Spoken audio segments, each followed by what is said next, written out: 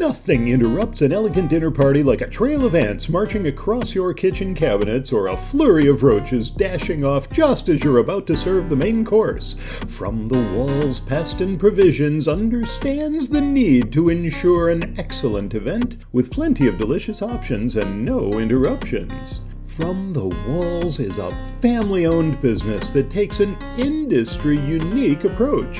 Father and son, we've brought our generational visions together. You benefit from over 20 years of pest control experience and 10 in catering. Why call two separate businesses when we can handle it all? From the Walls offers a free inspection with every catering booking. That way we assess what you already have on hand before we finalize the menu. Your guests never have to know where one service ended and the other began. From the Walls handled our infestation with the utmost professionalism.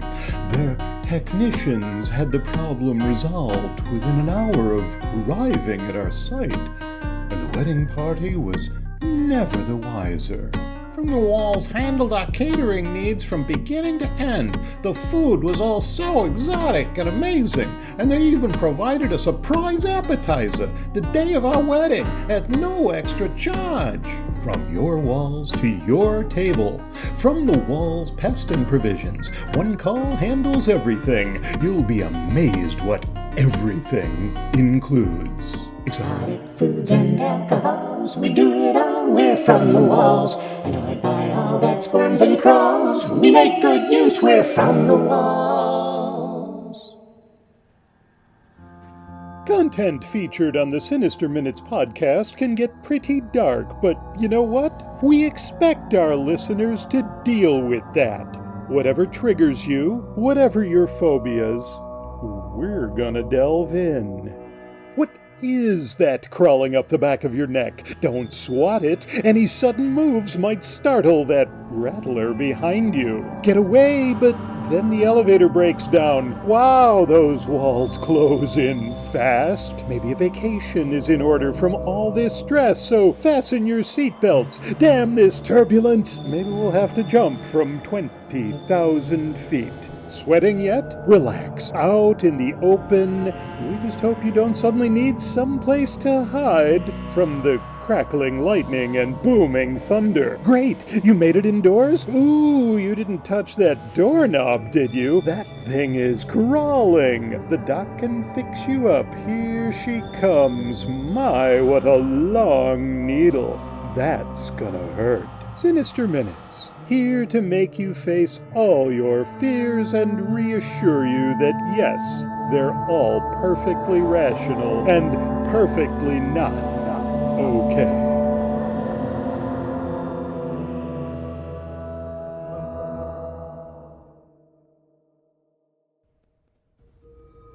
Got a minute or two?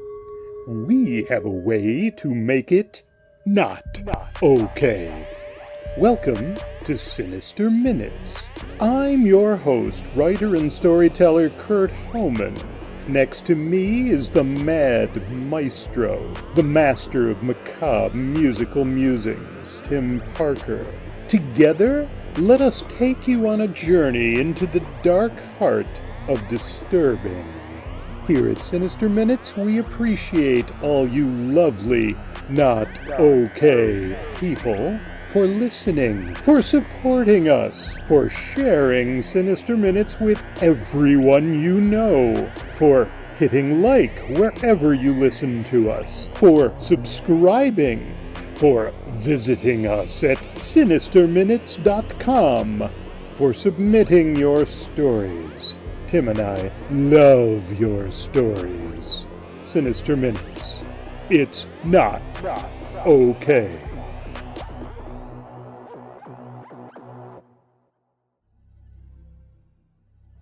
Vengeance, written by Swarnadip Chatterjee, narrated by Kurt Homan.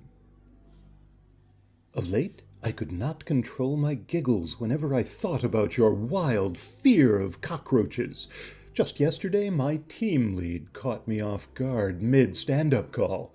It looks like I've been losing sight of a few basics. Respect, Focus, the stuff we're supposed to uphold as a team. "Do you have a different opinion, Dip?" my boss asked me. Sorry, I was just... Words failed me, so I muttered an apology, trying not to crack up all over again on mute. Honestly, I couldn't believe how one tiny cockroach could throw off our best conversations on the phone every time. Every single time. Right when you drop that practiced big city vibe, when I'd start to feel I could actually be myself with you, not the assistant manager, this ridiculous creature would appear. I'd hear your muffled, half-swallowed scream, and then beep. My phone screen is back to its boring, blank normal. Just like that, you were gone. A cockroach ruining our love. Sounds crazy, doesn't it? Well, yeah, it was hilarious to me. Whenever we'd talk about how it sneaked out from the corner of the bed, popped out from under the washing machine, or started crawling up the window pane right when you were leaning on it, I couldn't stop laughing. And I'm still giggling even as I write this. I'm sorry. Really, I am, but I just can't help it. And my solutions? You always said they were too prosaic, too predictable, or too simple to do. Basically just whack it with anything solid or grab a newspaper and go for it. Simple, right? Just one good thud and poof, problem solved. Or, use a repellent. Living with cockroaches was the absolute last thing you wanted, I'm sure. But somehow every single time you just wouldn't deal with them. One little cockroach would show up and bam! No talking that night. No follow-up the next morning or the one after that. Just this series of unfinished calls that could have been some of our best memories from the past 6 months. And here I am, still giggling, even if I wish those laughs had become something more. That very day, I decided that if we ever shared a room as a couple, I would go to any extent to ensure that no cockroach could disrupt our conversations. But it is easier said than done. Dinosaurs may become extinct. Cockroaches may not. Not even if the world itself no longer exists. Is there not a saying like that somewhere? And now, at 50, a bachelor and alone, I often think that in my parental apartment, the only creatures that still keep me company are these cockroaches. They are not merely insects. They belong to the dark realities of this room, to what it has witnessed, what it has borne all these years, to the places I do not quite want to reach.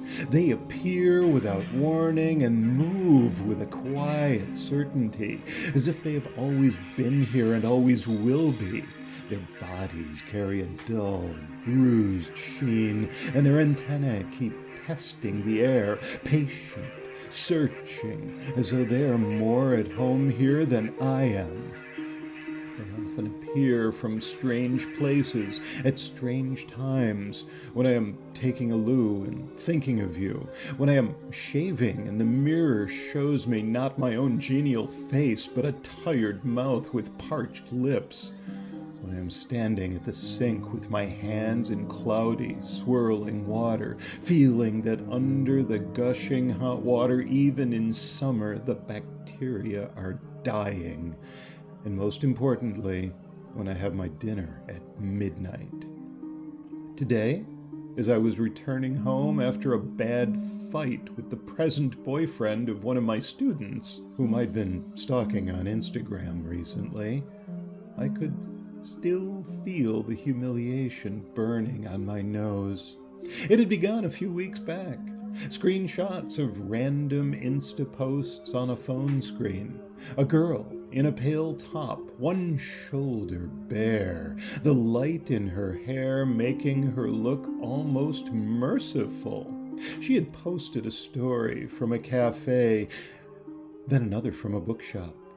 Then a short video in which she laughed at something off camera and tucked her hair behind her ear. She was one of mine, her teacher, her perpetual witness. I had taught her how to construct an argument, how to identify irony, how to pretend that language could save a person from loneliness.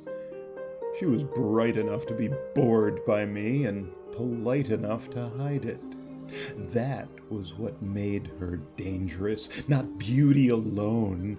Beauty is common enough to be survived. What unsettles a man in his 50s is the combination of youth, intelligence, and the suggestion that she might not be entirely contemptuous of him. I began by telling myself I was only curious. Then that I was merely observant. Then that I was protecting myself from foolishness. I watched the boy in her pictures too, though at first only in fragments. A shoulder in a mirror selfie, a jawline, a careless grin. He was the sort of young man who had never once had to wonder whether he was wanted. This girl had once replied to one of my messages with a sleepy emoji and a harmless question about an assignment. That was enough for a man like me to begin mistaking a moment for a future. I began to think of the places she might go. The cafe near the campus, the stationery shop. I dressed more carefully than I had in years. I trimmed my mustache, or what was left of it.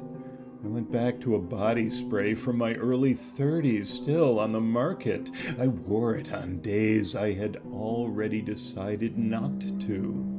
I suppose I did not want to go entirely unnoticed. Sometimes she would look at me in the corridor and say hello with that faint, amused politeness people reserve for men they do not fear enough to avoid. Once she was having lunch in the college cafe, sitting at the table beside mine with another student, and I caught the faint smell of her perfume as it drifted across.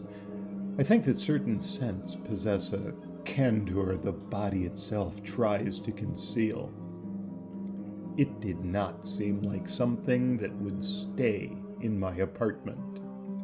My apartment, to be honest, was never worthy of anyone's expectations. The curtains hung as they pleased. Books were left in small piles where I had last put them. The floor had gone unattended for a while.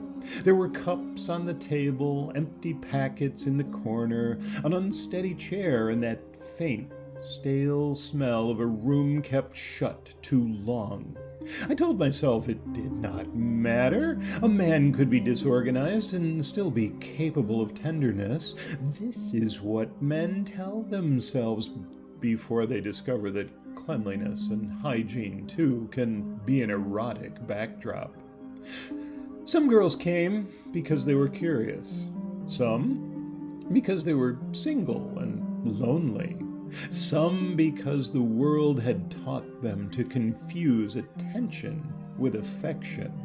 A few agreed to sleep with me, though I do not mean that sentence to sound as loud and clear as it does in memory. They came in with lipstick intact and expectations carefully folded into their bags. They sat on the sofa, crossed and uncrossed their legs, laughed at my jokes, drank tea or cranberry breezer, and looked around with a mixture of caution and pity. Then they saw the room. One girl, whose perfume was too sweet for my apartment, stood beside the bookshelf and said she had forgotten that she had promised her cousin a call.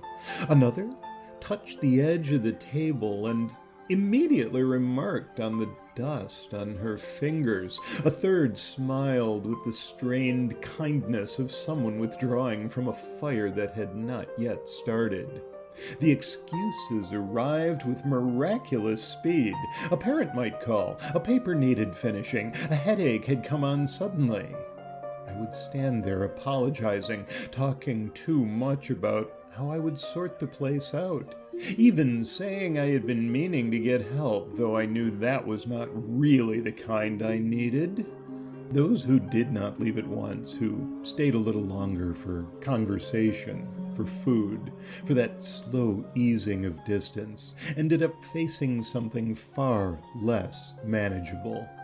And then the cockroaches would appear. Not all at once.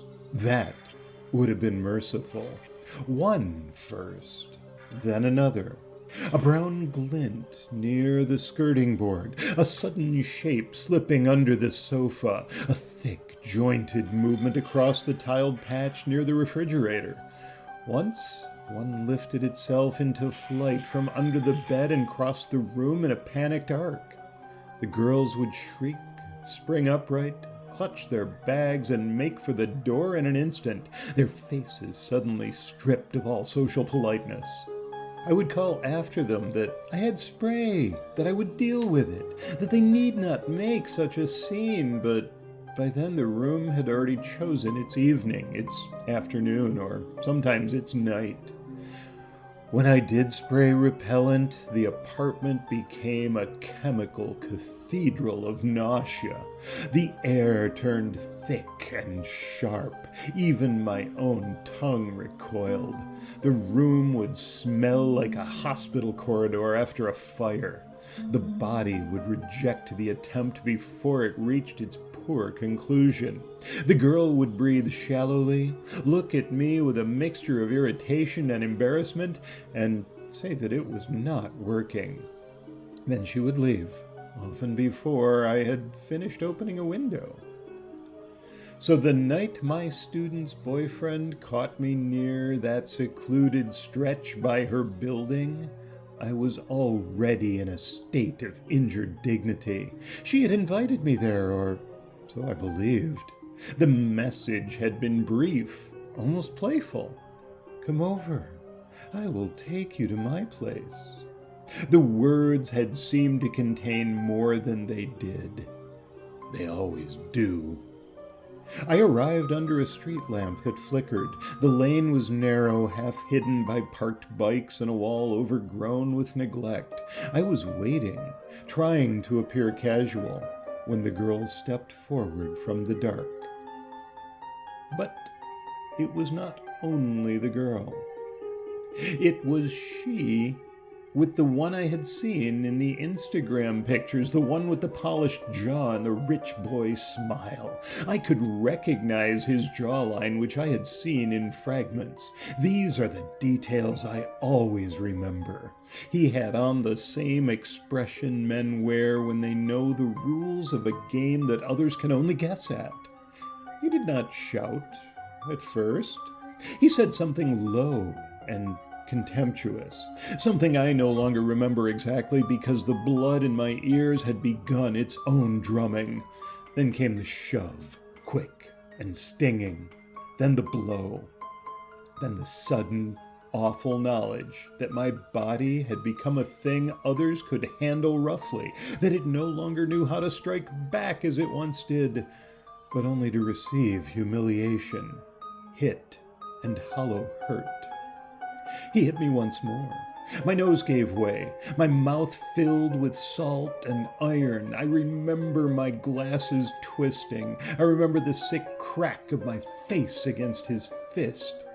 I remember some part of me absurdly noticing that this was a very modern beating. No heroics, no nunchaku, no melodrama.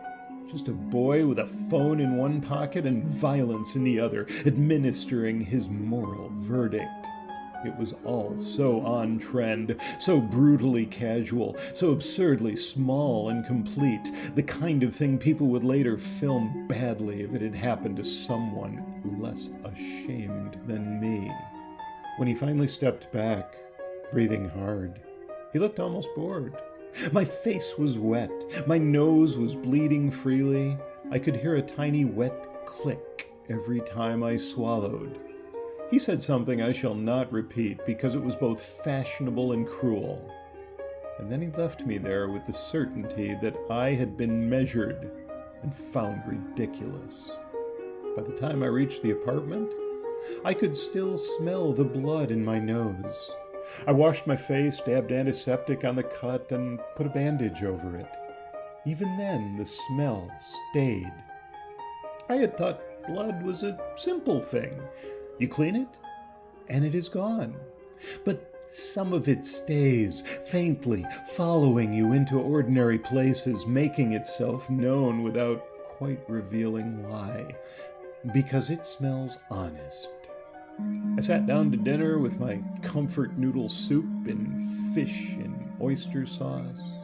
I think I spilled 1 or 2 drops on the black glass dining table, which I wipe every day meticulously after dinner, and then spray with a dash of citronella so the cockroaches stay away and I can at least savor in peace the thing I still enjoy, something that still remains in my taste buds, my tongue, my lips, the soft surrender of broth and noodle and fish yielding together in my mouth at the vulnerable moment of an indecent hunger, especially when one has no one to witness it. No sooner had I dripped the gravy of oyster sauce on the black glass than those creatures appeared from nowhere within a minute. Little cockroaches, or perhaps larvae, still learning to crawl. I watched them and felt an inherited envy. They moved with a kind of certainty I have never known. In them there was no hesitation about origin or future. Both were already settled. I was unsure whether it would be wiser to use my thumb and index finger on them, or the book I had on the table. The thumb I had once used to caress your lips before we made love. The index finger that had glided gently from your clitoris to that inexplicable black hole which would still take me back in time, back to my 20s when I still smelled good and not stinky, back to when you used to come to me and there were no cockroaches and you would still say that I kept my lonely apartment clean, as girls would do. Or do you have girls, other than me, who take care of that? You would ask mischievously. Now I could smell only the blood on my nose, even after I had washed up and sat down to dinner. I had sprayed some antiseptic and put on a Band-Aid, but I could still feel it there, ready to slip from my upper lip to my tongue like some cannibal instinct I could not quite stop, and then down to the lower lip, to the chin, and maybe even into the noodle soup. Would it make a better sauce than the oyster one? The thought was so foul.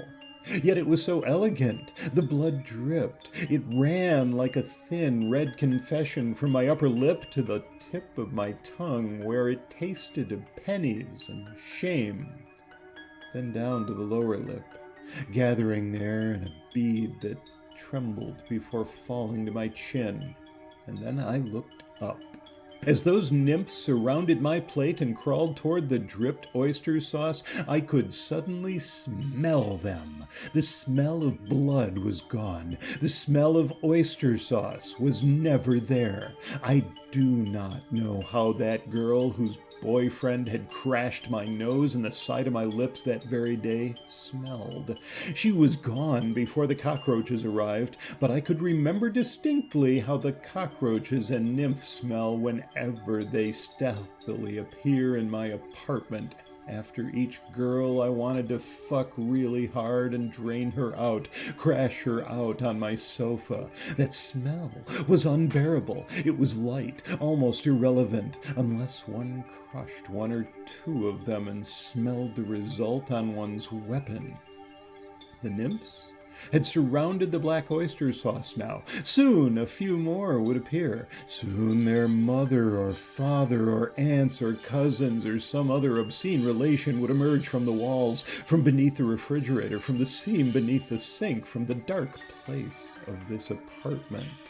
Soon they would proudly declare that they would outnumber us in a family, in sex, in troops, even if humankind were destroyed. I could see these little cockroaches encroaching upon my most coveted periphery, my dinner, my comfort food, the thing that soothes me, croons me to sleep afterwards. The smell grew stronger. Could I smell my blood anymore? I was not sure. The parent cockroaches and their offspring gathered now in quiet, dark ranks, efficient and unquestioning. And I, 50, with no such hierarchy of life, sat there with my bowl of noodles, aware of the peculiar emptiness that had over time come to resemble a life. The baby cockroaches were tiny enough to be pitied, but pity was not what I felt. I felt the ache of recognition. They belonged to something, someone. Even their ugliness was communal. I thought of the girls who had once sat where the cockroaches now ran, girls whose laughter had brushed the edge of possibility and then withdrawn. I wanted proof that some creature had once trusted me enough to remain. I looked at my weapons, which I could not use today, my fist, and most importantly, my thumb and index finger. I thudded repeatedly on them, once with the thumb, then with the index, then with the entire fist. The sound of the thud grew louder, the smell stronger, and I could see hemolymph and hemocoel sticking on my thumb, index, and the back of my knuckles. And now I can see the mother and the father cockroaches coming. Their feelers are talking to me with inaudible shrieks, maledictions, and threats of vengeance. They did not hurry. They never hurry. They know, perhaps, that victory to outnumber us requires only time. I knew what I needed to do for this couple. I knew what to do for this sporadic disease called a family. I stood up, went to the wash basin, cleaned my weapons, and stood there watching the parents as the water ran over my hands.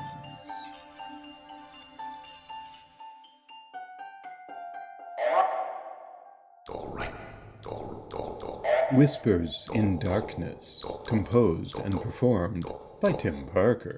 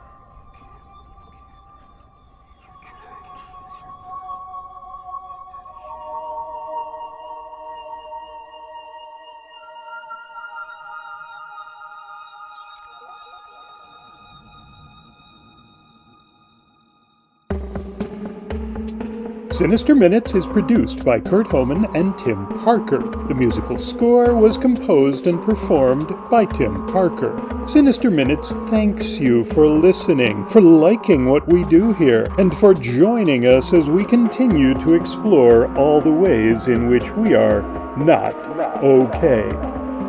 This audio program is copyright by Kurt Homan and Tim Parker under a Creative Commons Attribution, Non-Commercial, No Derivatives license.